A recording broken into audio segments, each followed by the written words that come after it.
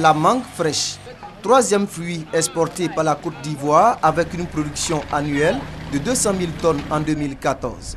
Troisième spéculation après le coton et l'anacarde pour les populations du Nord. Elles produisent beaucoup mais vendent peu et pour cause. Chaque campagne dure maximum 3 mois et en 3 mois, on perd beaucoup de mangue.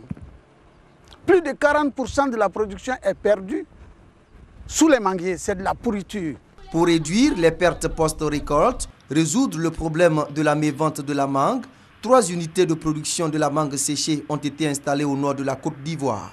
C'est un projet initié par le Fonds interprofessionnel pour la recherche et le conseil agricole FIRCA et financé par le Programme de productivité agricole en Afrique de l'Ouest PPAO-WAP et la Banque mondiale. Coût des unités de production, environ 100 millions de francs CFA. Chaque unité peut produire jusqu'à 15 tonnes par saison, environ 4 mois. Donc on a une capacité d'environ 50 tonnes. Sur les 200 000 tonnes que produit la Côte d'Ivoire en mangue, vous voyez qu'il y a de la place pour faire vraiment un travail très intéressant. Premier bénéficiaire du projet de production de la mangue séchée, les producteurs du Nord. La zone fournit 90% des mangues exportées. Je partais à Abidjan avant, mais on m'a dit qu'il y a une usine ici, eux ils payent mangue. Le chargement à Abidjan, on fait une semaine. Quand tu envoies ici, là, c'est bon plus que pour Abidjan. Vraiment, ça va. Avec l'usine, on s'en sort. On n'a plus de mangue pourrie sous les manguiers. En plus des 3 unités installées par le gouvernement à Ferke-Sédougou, Bundiali et Korogo dans le cadre du projet pilote, 2 autres entreprises ont été créées par des privés.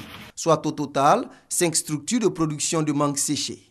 Mais les producteurs en demandent davantage. 2 unités ou 3 unités, ce sera encore mieux. Étant donné la quantité de production que nous avons, il serait bien que nous fassions peut-être le nectar de mangue, la confiture de mangue, pourquoi pas le jus de mangue. Alors si nous avons tout cela, en plus de la mangue séchée, vous allez voir que la mangue va manquer et ça va inciter davantage beaucoup de producteurs. D'où l'appel des responsables du FIRCA aux opérateurs économiques. Toutes ces actions que le FIRCA a menées à travers donc, le PPAO-WAP, c'était de montrer aux opérateurs du secteur privé qu'il y avait une possibilité pour une quantité importante de mangue d'être transformée. Donc un message est lancé aux opérateurs pour pouvoir prendre le relais de cette action pilote qui a été menée. Autre défi majeur, les déchets générés par la transformation de la mangue et surtout la lutte contre les insectes ravageurs. Ces insectes sont responsables des pertes enregistrées durant la production. La Côte d'Ivoire a été même sous menace les années passées d'embargo de notre mangue suite aux différentes apparitions de ces mouches-là sur les mangues exportées. Le président de la République a débloqué un montant de près de 1,7 milliard l'année passée pour traiter tout le verger ivoirien. Et ce qui nous a permis de réduire nos interceptions, c'est-à-dire les quantités, les fréquences de mangue d'envoi infectés de 62 à moins de 10. Deuxièmement, élément, que la filière qui est organisée cotise au FIRCA pour permettre d'avoir suffisamment de financement pour traiter chaque année notre verger. Troisièmement, le ministre donc a saisi la Banque mondiale et l'Union européenne pour mettre un programme structurel pour lutter contre la mouche des fruits. Toutes ces actions vont consolider la position de la Côte d'Ivoire. Premier pays africain exportateur de mangue fraîche sur le marché européen, 3e exportateur mondial. Son ambition, s'affirmer sur le marché de la mangue séchée. La demande est estimée à 700 tonnes en Afrique de l'Ouest et plus de 5000 tonnes dans le monde selon le FIRCA. Il est aussi envisagé par le ministère de l'Agriculture la transformation d'autres fruits et produits agricoles pour une forte valeur ajoutée.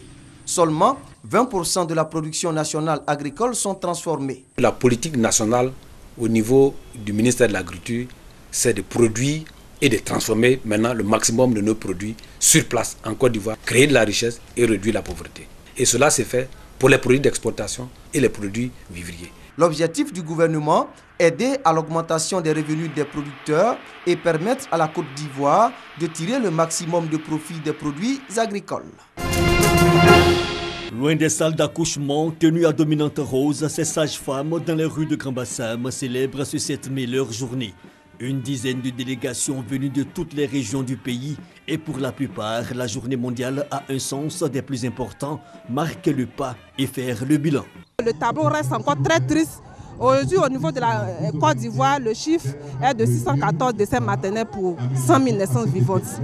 Donc nous nous battons au quotidien pour essayer de réduire ce taux-là. Et pour le réduire, l'association des sages-femmes ivoiriennes depuis le 3 mai a pris son bâton de pèlerin.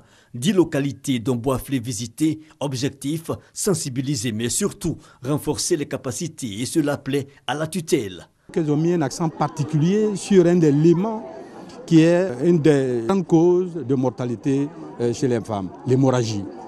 Donc elles ont planché sur cet aspect spécifique, les raisons profondes de ces hémorragies, comment faire en sorte de les prévenir et puis si d'aventure survenait, quels étaient les différents mécanismes appropriés pour faire en sorte de réduire son impact négatif, à savoir le décès.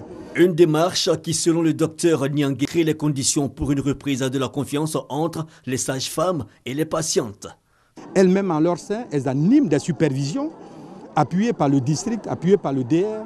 Vous voyez que c'est cela qui va faire le renforcement du système et permettre qu'on sente véritablement l'impact de ce système, c'est-à-dire la qualité de l'accueil, l'adhésion de la population.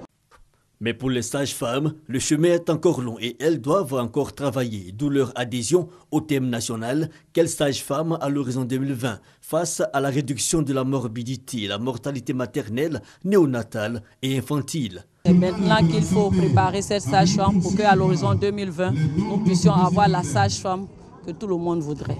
Reconnaissance et célébration des doyennes, un autre moment fort. Notons que la célébration officielle de la journée mondiale des sages-femmes est le 5 mai.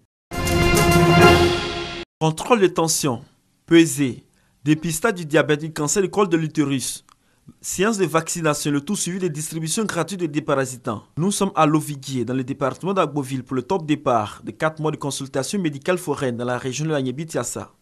Une initiative du conseil régional pour apporter un mieux-être aux populations. Martin Bolo et ses camarades qui ont fait de la santé un axe majeur de leur politique de développement veulent permettre aux populations de bénéficier d'assistance médicale pendant 4 mois. Au cours de cette séance de lancement, la population a été sensibilisée sur l'importance du lavage des mains ainsi que celle de la fréquentation des centres de santé. Quand vos enfants font la fièvre, quand ça commence là, si l'enfant son corps est chaud là, il ne faut pas attendre. Il faut aller voir l'infirmier. C'est peut-être un palu. Il ne faut pas attendre que ça devienne oiseau. Quand ça devient oiseau, ce n'est pas bon. Quand les enfants sont nés, il faut aller à l'hôpital pour recevoir les vaccins. C'est 6 contacts. Il faut aller 6 fois à l'hôpital et l'enfant a tous les vaccins, il n'est plus malade.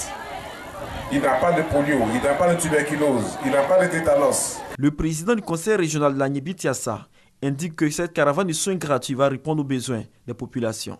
Martin Bolo soutient également qu'en plus de cette caravane de consultation médicale foraine, les centres de santé de la région seront tous dotés en matériel médical adéquat. À cela va s'ajouter la poursuite de remise d'ambulances médicalisées pour un meilleur transport des malades et des blessés. Des engagements salués par les populations qui promettent accompagner le conseil régional pour le développement de la...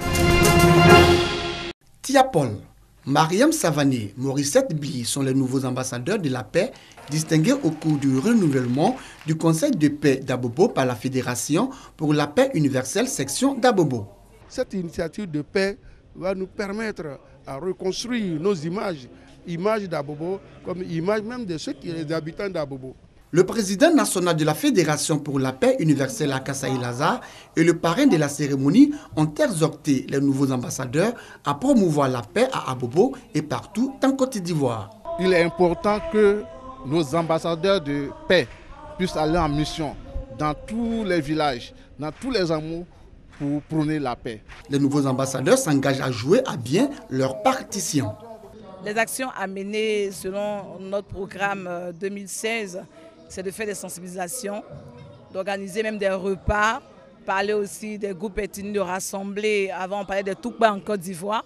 Nous allons tout faire cela pour que la paix règne dans la commune d'Abobo et partout en Côte d'Ivoire. En tant que musiciens, nous avons un espace où chaque vendredi, premier vendredi du mois, nous avons des animations artistiques dans les communes, même dans les marchés, pour dire aux femmes, aux hommes que la paix est universelle et qu'il faut que la Abobo soit unie pour vraiment l'éternité. Selon les responsables du Conseil de paix d'Abobo, ce sont plus de 300 ambassadeurs de paix qui ont été distingués dans la commune.